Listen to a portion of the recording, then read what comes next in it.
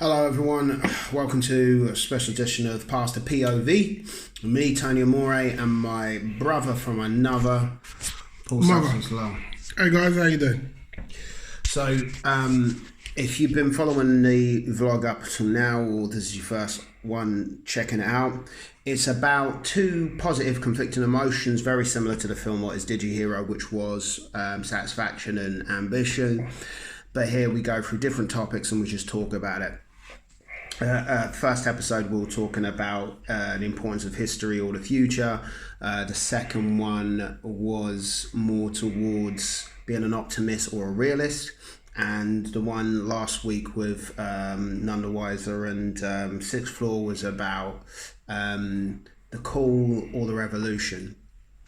What we want to talk about today is help self or help others. Yeah, so it's an interesting topic because there's a lot of, especially in terms of mental health, people talk about a lot of stories about you need to heal yourself, support yourself before you can help others. And some people said when you help others, it makes you feel better and stuff like that.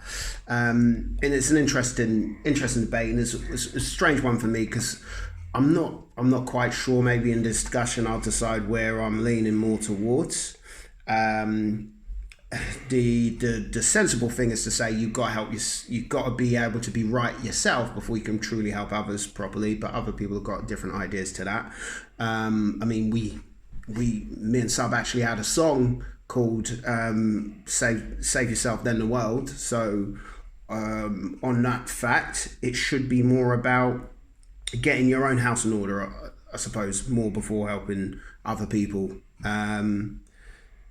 In this world, especially with what we're doing right now, I mean, we've got a campaign going and we've got film going, we've got music going, and sometimes you do feel like, oh, where's the love? And other times you feel, really blessed and grateful for what you are and what you've achieved. So you go through different phases in your own life.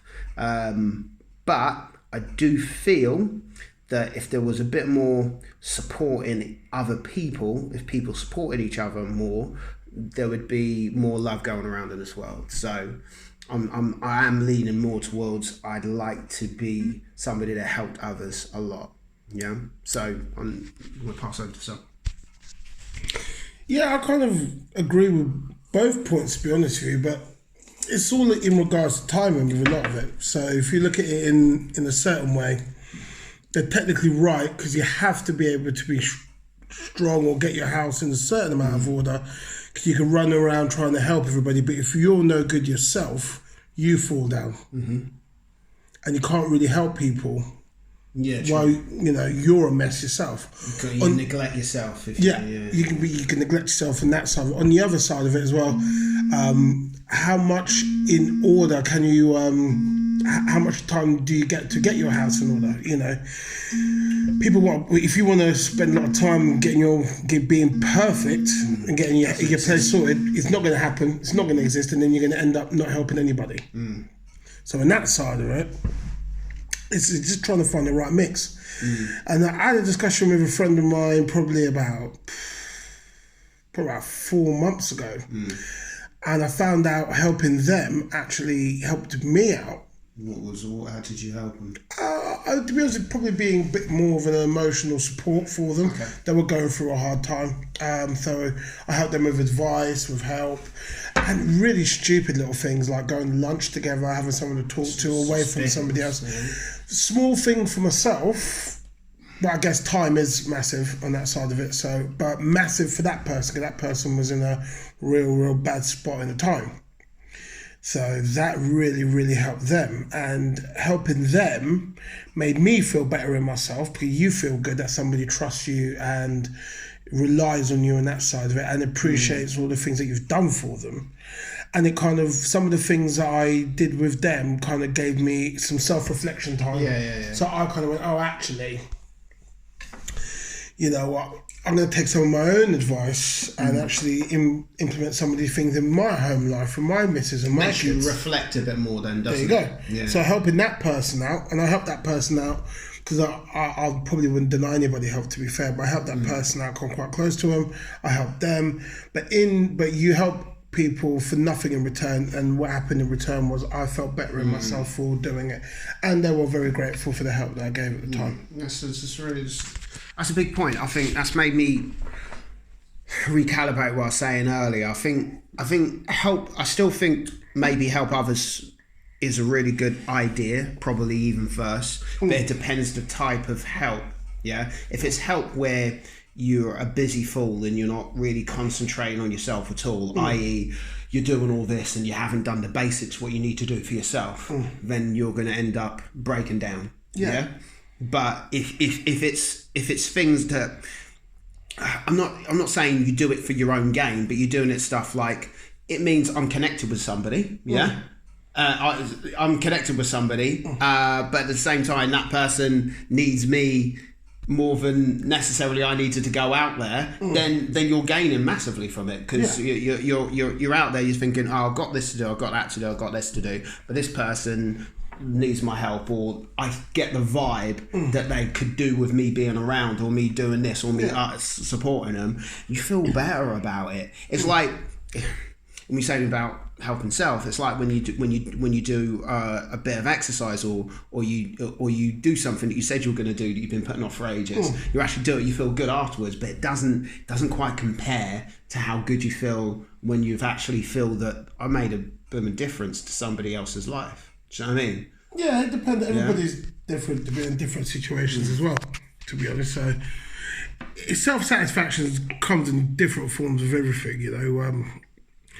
I'm quite a selfish person in that kind of side of it. So sometimes doing something for me is the best thing in the world, to be honest with you. Yeah. And sometimes you end up, and if you doing something for yourself? Anything from small things like buying something for yourself, going to the gym, personal goals, you know, passing an exam. That is for you. Sure. And in reflect, sometimes helping yourself is helping others. So just say, for instance, pass an exam, you get a pay rise, do better in your job. Intentionally, that's for you. But actually, it's going to change your life for your partner and your kids. Because you're going to have more money coming in. That means more for them. Yeah, I get you. In essence, it's for you, but it affects everybody else in your household. That's a big point. It makes their life better. Yeah, that's a big point, actually, because this motivational speaker guy that I listen to quite a lot said that motivation is the biggest driver for getting things done. If you've got tasks that you say you want to do, motivation is an energy that's hard to come by. It's like a fuel which is hard to get. It's gold, really. It's the biggest energy you can get. It's motivation and get you through anything. But he said that one of the main things that gives you motivation is what are the stakes in what you're doing. If there's stakes for it, I mean, it's for being successful will help somebody other than yourself. There's high stakes. Who's counting on you being on your A game today? Is it your son? Is it your sons? Is it your wife? Is it your girlfriend? Is it your brother, your sister? You know, who's counting on you to come through? Yeah. You know, and it's weird because you're doing something for yourself, but you're then thinking about it. These people are relying on me coming through here, and that's the motivation sometimes you need to get you over the line when I'm not sure if I can do this, I'm not sure if I can do this, or blah blah blah. So you can't afford to lose. Yeah. And another thing that he said was one of the 10 drivers that makes people successful or energized in their life is contribution. Yeah. So whatever it is, something that you enjoy doing, but it's contributing to something more than just yourself. Yeah. So it could be something that you're saying is for yourself, but it is a contribution of some sort. You know, sharing something, having a chat with somebody, or just helping somebody out. That kind of contribution, you know, is a massive energy, and you end up supporting yourself by helping others. Yeah, you could have a conversation with somebody, just a random conversation with somebody, and then you find out they're going through a hard time, you give them some good advice, and that's helped them, and then you actually feel better at the end of the conversation because you help somebody. Everything like that.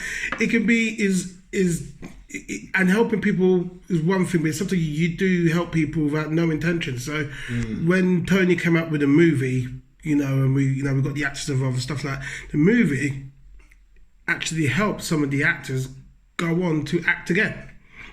Now, Tony didn't create the movie for it to intentionally have that effect on the actors that are involved, because a lot of these people are untrained and inexperienced, but the experience of being part of something that actually was finished and it's something they could really, really see gave them the confidence for them to crack on and do other things. Yeah. So you're intentionally making this movie for whatever goals there are, partly for yourself, partly for the team, partly for everybody else, but it actually helped them crack on with their dreams. Yeah. The intention obviously wasn't, it's great, but obviously the intention wasn't, I'm doing it so you can do that. Of course not. It was. I get. It was part of my sales pitch to get them to do it for nothing, obviously, because it was the type of idea that was a little bit different. It's good on your show reel, or it's good in whatever, because it's not, it's something for you. Whether you like the film or not, it's original. Yeah. You helping me will help you. Exactly, and reading the story obviously made quite a few people jump in and do it. Otherwise, I wouldn't have done it. I suppose it's where the intention comes from. My intention was I just need them to do it, turn up, show up, and do the best of their ability. And that was it. I need a product. That was it, and obviously that's made decisions of why I made it a certain way, to make it original as possible, to make it whatever, so people would actually look at it and say, well, that's going to be useful, otherwise I might as well just do something else. But I think I won't accept the credit for anything they do. No, you can't. But it is a good feeling that other people gone on to do something, and I suppose the reason why I would feel good about someone doing something without taking credit is the fact that I didn't do it for that, but I got it. It's like you can't. You said it earlier in different words. You don't give to receive. No, you don't give to receive. And if you generally did something not for that, but then they got from it, that's great. Everybody's a winner. Yes, everyone's a winner. Yeah. You don't. If I deliberately did it and then I was waiting for them to hit it and then them to come back to me and say, well done, it's not going to work that way. That's where people go wrong. Yeah. That is exactly where people go wrong. So when I work with people, and I work in the sales environment as well, you're not hit them with a stick and push them and go, look at the carrot, at the carrot. I make them understand that, look, everything you do is actually technically for you. You are helping me in one point of it, and I'm helping you, but you're intentionally helping yourself. Do it for you. Yeah. Do it for the paycheck. Do it for something. Yeah, that's where people cock up sometimes. Yeah, what's the main reason what they're cocking up on? Well, I see so many people just try to hammer things and different sales techniques and get them to do more calls or so on and so on, and work harder and stuff. Yeah. But actually, to be honest with you, sometimes it is ask the person what motivates them, and to get them in the right mental place, get them in a positive attitude into work. Standing over somebody asking them to do more. Well, there's micromanagement, but it just standing over somebody asking them to do more isn't actually going to get them to do more. In fact, I watched something the other day where certain companies, they're starting to try it in the UK now, are starting to do 4-day working days instead of having 5 days. Quality output. So risk and reward. Risk is I'm giving you an extra day for free, but I'm hoping you're going to work that much harder for the hours that you are here, and they're actually getting more production. I think that's interesting. I think to a certain extent that things work. The problem with any reward, anything new, is people get used to things very quickly. Yeah. So, you give it to me today. Today, you sound like great people if it's honest intentions. But tomorrow, I kind of expect it. Tomorrow, it's not a treat anymore. It's kind of expected. So I'll give you the same amount of work if I was doing an extra day. Yeah, do you know what I mean? And that's the problem with prizes, and that's the problem with stick and carrot. Because if it is a stick or as a carrot, it's not. That is a good bonus and it's a good thing to have. But generally, it's the honest intention of a company or a business or a person. Yeah, if it really is genuine, I just want you to be happy. Yeah, I know it's going to help me because you're going to work better, but I generally want you to be happy. But that's what you feel that it's not something that you can. It's not something that you can get from. It's a sense. You sense it. But that's something that's never going to happen because businesses don't have honest intentions. To a certain extent, well, you can have an honest intention. I want you to do really well. Like a person within a company, but a physical business itself does not. No, it doesn't. But but most people, they work for managers. They work for the heads. There's somebody in there. All the people at the top care about is the bottom end, year end, cash, and the profit margin. That's it. They don't ever think it's anything else. They don't care about the environment in the end, what they're doing. But they care how it looks. They don't even really care about that. They want to see profits. If the profits ain't good, heads are getting rolled. If the profits are good, keep it going. That's it. How you get there... Is that where we're going wrong in the world right now? Well, that's where a lot of companies go wrong. So what should they be doing? How should they be looking at something? Because why do people start these companies in the first place? What they start? They probably start off with good intentions and going, I used to do what you used to do, and blah blah blah, and I saw all the mistakes, but this is the right way to do it. And then money gets involved, and then you do really really well, and then you treat everybody really well. What happens when the company starts doing bad, and the money starts getting real tight? And believe me, the owners, they're not going to go from a Jaguar to a Punto anytime soon. They're not willing to lose what you're going to get cut. They're going to cut people. They're going to cut corners. You see people like Harrods and Debenhams and Marks and Spencer's cutting corners all the time. So how should they be doing it? So if they're not doing it like that, to be honest with you, I don't think it's right or wrong. I think people need to take emotions out of business. The business is business. It's a heartless, cold monster. People try and get confused with it and think it's emotional. It's not. It really, really isn't.